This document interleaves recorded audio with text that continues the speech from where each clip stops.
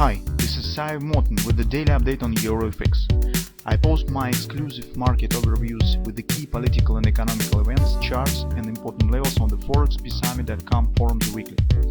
This short video is a response to rapidly changing situation on the currency markets and should help you to stay on top of the game and be profitable.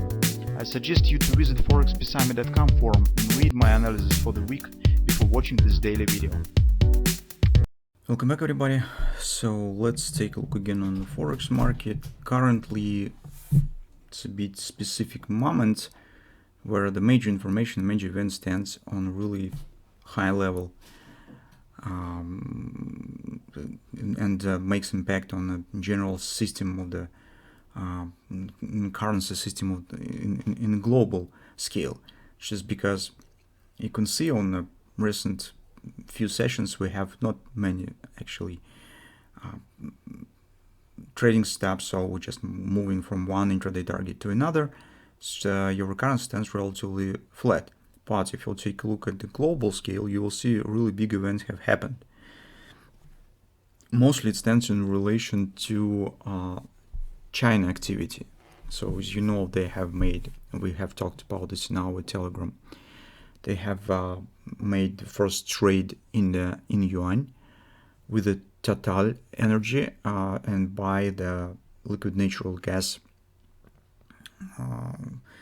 So 60,000 cubic meters of the liquid gas in yuan. So they stay stepping inside from the using United States dollar. Now the China representative person makes an agreement with Brazil to exclude using of the United States dollar in mutual trading, and this makes us think that we are coming gradually to probably bipolar system in global trading. So it will be United States dollar probably and Chinese yuan. It will be not some specific BRICS currency as it was suggested initially, but probably yuan. And here market could drop in really big turbulence. So those of you who are just familiar with the history, you probably know that for 50 or in longer, someone starting on 1920s to the 1972, so this was big struggle between the pound sterling and United States dollar. It's new currency that was pretending on reserve role was the United States dollar, and actually its predecessor, it was pound sterling, and it was really big fight between them and lasting for 50 years. So currently it will be much faster, but we can't exclude really big volatility on these currencies. For example, if yuan will start taking the lead, the dollar could repeat the same stuff that was in the pound sterling. Is from time to time significant devaluation, so massive collapse to the new levels of trading. So this could happen if an opposite dollar will return back its position, then yuan will be led to devaluation. So this might be really big fight, and you should think about where to save your assets in what currencies. Maybe you think about maybe on some third current country assets, currency to use. For example, I don't know, Switzerland franc or something. So that's what about the first event. Second event is concerning banking crisis. Now it becomes visible and evident that probably Fed will not interested with the massive collapse of the banks. Although it could chill economy, it could slow down the inflation, but this is not in the interest of the Fed, because all banks have on a balance big amount of the national debt, big amount of the United States Treasury bonds.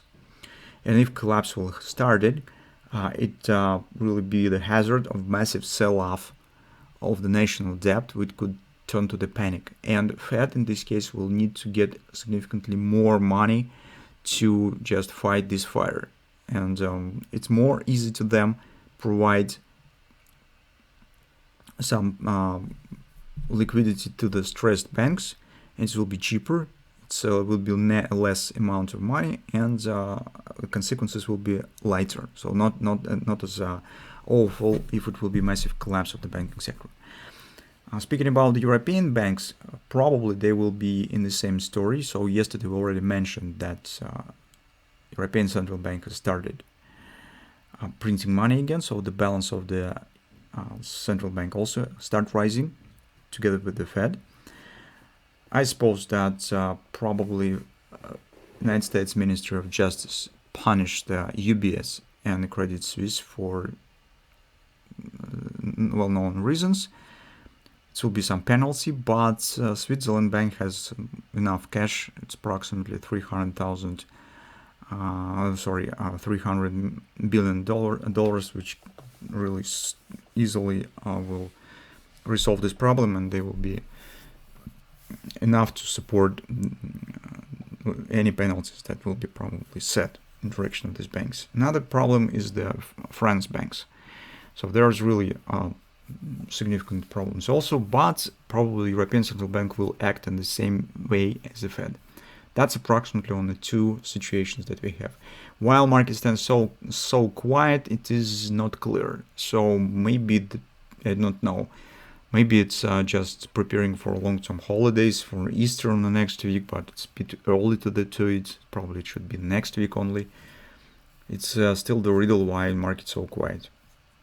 So speaking about the euro currency, in general it shows intraday bullish performance mostly, and doesn't exclude the chance that probably it could try to move slightly higher. Besides, on indirectly, if we take a look, for example, on the Japanese yen, on Australian dollar, you could see also some potential exists for possible upward continuation. So here, at least on the fall time frame chart, as you can see, on the daily trend stands bullish. Market is not at the rebound. On the fall time frame chart, we've got the grabber yesterday that we discussed, but currently market was not actually hasn't shown any upward continuation yet. But this pattern is still valid, right there. On the 30-minute chart, you could see that the market has completed yesterday XOP. So recall what we said yesterday. We said, well, we expect some pullback. Whatever will happen, either market will hit the XOP, it will be the pullback, or it will start a bit earlier. So market has reached it. We have this steeple descent. Market is forming the triangle consolidation. Appearing of the triangle right there is more a bullish sign. So because when the downward action starts, it usually starts not in the shape of the triangle. Here is more looks like the pennant pattern.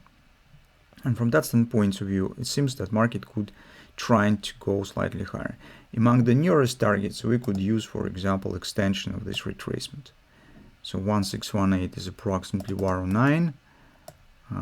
This 127 will be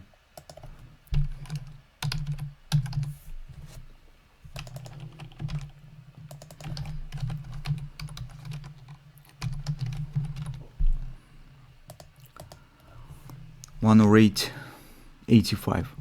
So very close to each other. So that's probably the nearest targets that we could consider, because we can't use this ABC. It's already XOP has been reached. So when the market will complete both of this, we will see what could happen next, because don't forget that on the weekly chart we're still watching for a possible bearish pattern. So and moving of the euro back to the top, it's totally agrees with the shape of this pattern. It even might be perfect if market would try to show the Russian rings of its previous stops, grab the stops and then collapsed. That would be even better. But if even market will show the gradual attempt to return back and then start dropping, that also will be normal. So that's actually all that we have on the euro. As you can see, not many things to do. Only intraday trades you could plan and consider this, or maybe you will find something more interesting on some other currencies.